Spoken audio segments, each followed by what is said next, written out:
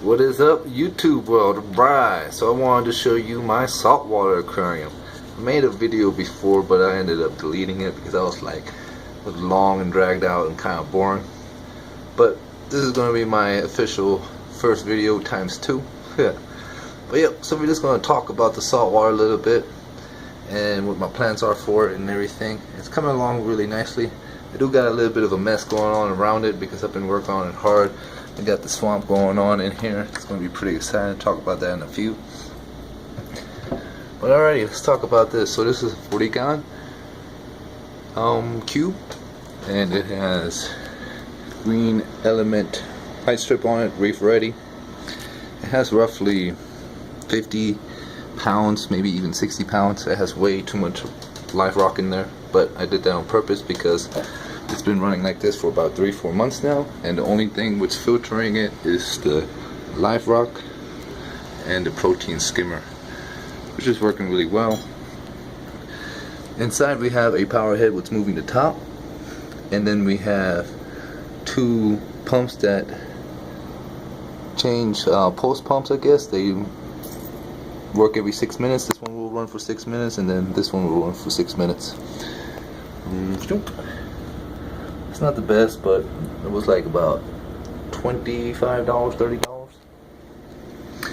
And that's basically what's filtering everything in here. And believe it or not, the parameters are perfect. I use tap water at the moment, but we'll be changing over to RO water for new water changes. But as I was curing the rock, I bought, used rock off of Craigslist, like about 50 cents a pound. Got a whole lot of it. Got a lot of stuff. And yep, I'll put it in the tank and just let it run. It's been running for 3-4 months now. I even got myself an anemone. He's doing really good.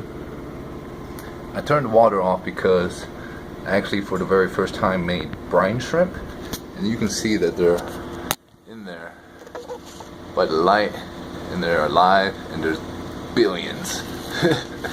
There's definitely a billion in there.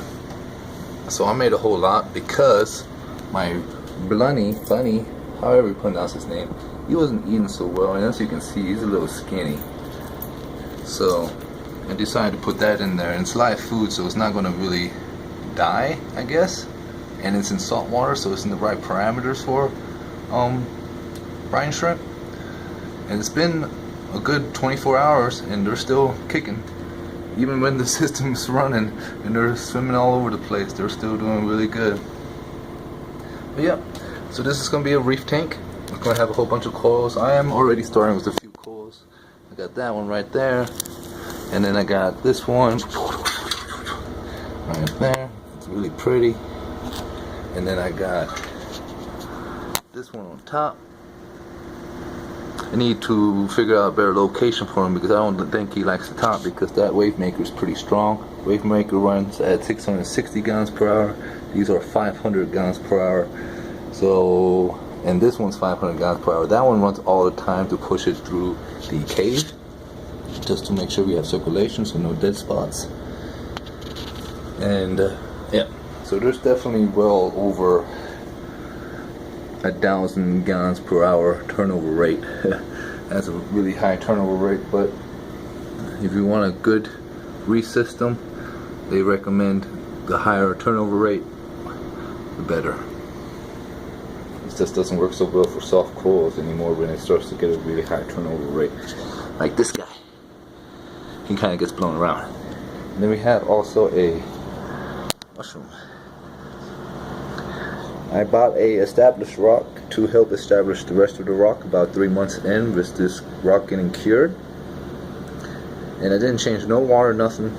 All I did is add some beneficial bacteria, what the saltwater guy recommended, before I actually add a piece of live rock, because I went there to get the live rock to get everything established. He's like, that's not a good idea because things might die in the live rock. And he says, throw this in here first and then come back in a week, and then let's test your water parameters, and then we give you the live rock. I was like, okay. And that's exactly what I did. And I came back in a week, water parameters were perfect, and it was still the same water. What I used was curing rock, and it had like dead stuff on it and dead algae on it, and it just came right off, cleaned up real nice. So it's been running for a hot minute, 3, 4, 5 months now. and plan was to have a very easy-going tank, maintenance-free basically, where I just have to make sure the water that evaporates gets replenished, and I'm actually building a top-off system, I guess, for it, and it's going to have a container and everything. It's going to sit on the side of the tank. It's going to be pretty cool. Also have a pretty cool goby and shrimp combination. Gotta get the proper names, but they live down there. They kind of hide out down there all the time, but occasionally they come out. And of course, I'm not going to do it for this video, but I do have a clip of it maybe. They're hard to catch. He's doing really good, nice and pretty. And then the trick is, when you're running this, have really good flow, and then a refugium. So inside the stand here, I wanted to put a 20-gallon tank in here, 20-gallon tall, but it just would not fit. Like, I could not get in there and turn it and then close the door because you just could not turn it. Everything was in the way. Like, I would have to take the stand apart just to put a 20-gallon tank in there. I was like, damn it. So I tried to put a 10-gallon tank in there, same deal. This 10-gallon tank is what, 20 inches long, and it just wouldn't turn. It kept hitting the doors. I'm like, wow. So I was like, I'm not going smaller than 10, so I'm gonna build my own. I'm gonna build inside walls, alright? So this is actually 22 inches long, 16 inches wide, and 15.5 inches high, which makes roughly 18 gallons. So I was like, hell yeah. And so what I did first is I got really thick plexiglass for the front piece and also for the back piece, so it doesn't flex it out, and it's really strong, as you can tell. I'm putting some power to it, you know what I'm saying? Ow. And then these, as you can see, are much skinnier compared to that one, and these are on the inside, which won't matter as much.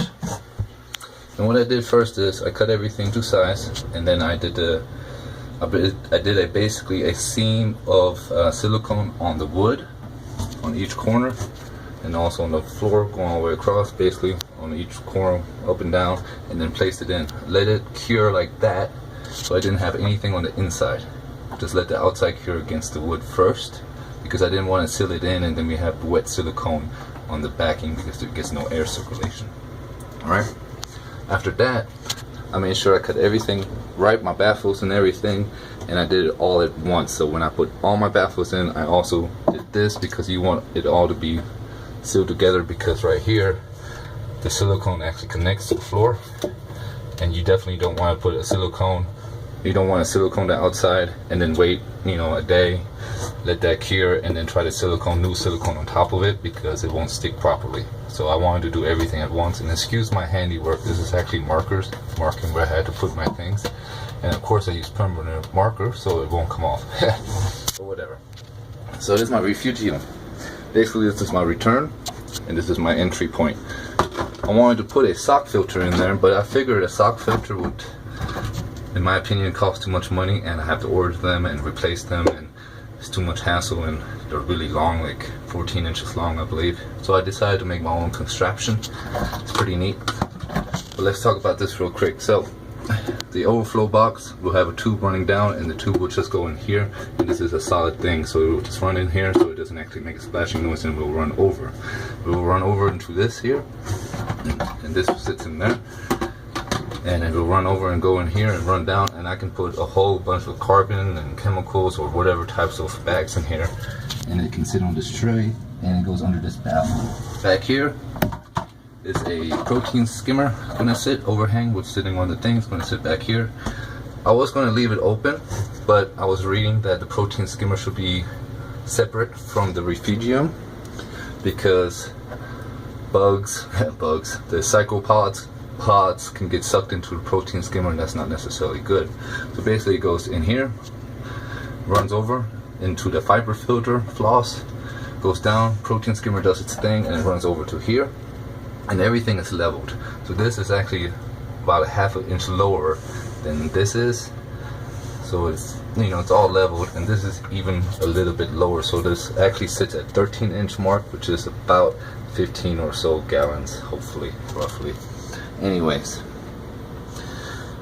So this is pretty neat. I actually got this at a dollar store, and it's just one of those fruit containers where you can put fruit into it, and you slide it into this thing. It has a top, and it's pretty neat. It's a fruit container. I was like, that's cool. It has this thing in there which slides out, so I drilled some holes in the bottom of it, and I drilled a big hole in the bottom of the container itself, and then I put a big bead of silicone around it, basically acting like a gasket, and I made sure it's a little bit bigger than the parameter of the square itself, so when I actually put it in there, it's a really snug fit. And then I made sure I put 2 brackets, 2 silicone brackets, so I don't push it down too far, and that's how that goes. And it really does go in there nice and snug. You do have to take your time with it. Of course, I'm holding the phone, so let's just make sure we do it right. You want to line it up on both sides, and then just slowly push down on it. So as you can see, it's nice and snug. So that's what it looks like. So it drops about right there. So the water will come up into here. As you can see, it won't actually go past this part unless this gets clogged. And then, yeah, so it goes down. I'm gonna have some type of chemicals down there. Boom, it's gonna be really cool. Right here is gonna be the refugium, and yeah, it's gonna be a whole thing. So I already got the light set up for it. I got a pretty cool high LED light bulb for it, which does 54 watts, and it's designed for reef. So hopefully it grows this algae down there pretty dang well. I'm gonna put some algae, some rock, a little bit there and there. And then I made this exactly 2 gallons big. So this holds almost 2 gallons exactly. It should hold 2 gallons by the measurements.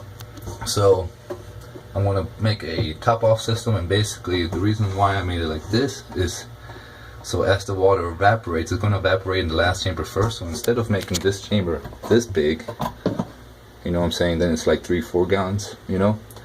I made it a little bit smaller, so as it evaporates, it's going to evaporate here quicker. Like the level's going to drop here faster than it would if the whole thing was open, and that will actually trick the sensor quicker to put the water back in there. So it's only going to have like maybe evaporation of 1 gallon before the sensor kicks on, you know, instead of evaporation of like 2-3 gallons, and then it's just like, oh look, the water dropped an inch, let's put some more water back in there.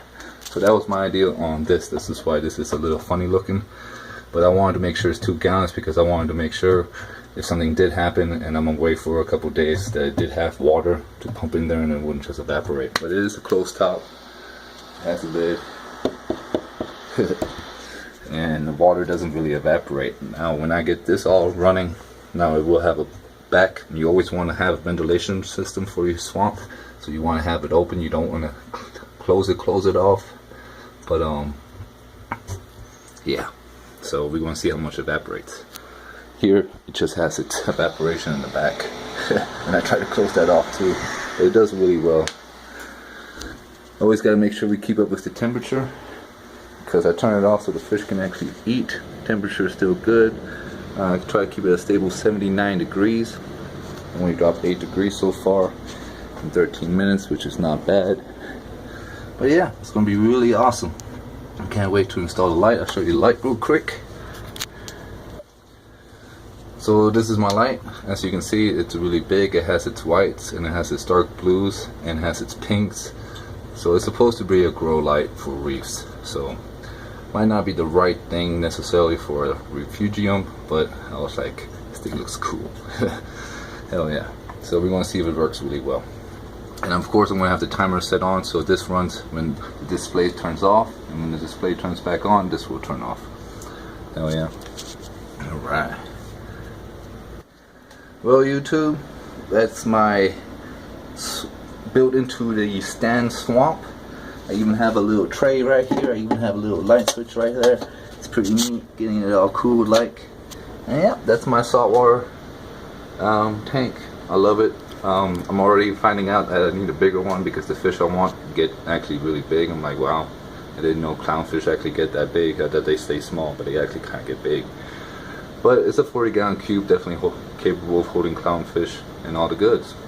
Well, YouTube, this is my tank, and let's see what it looks like when it's running. So you can see all the brine strip are getting pushed around. It has nice circulation on top for gas exchange and all the good. Well, I wish everybody an awesome night, and laters.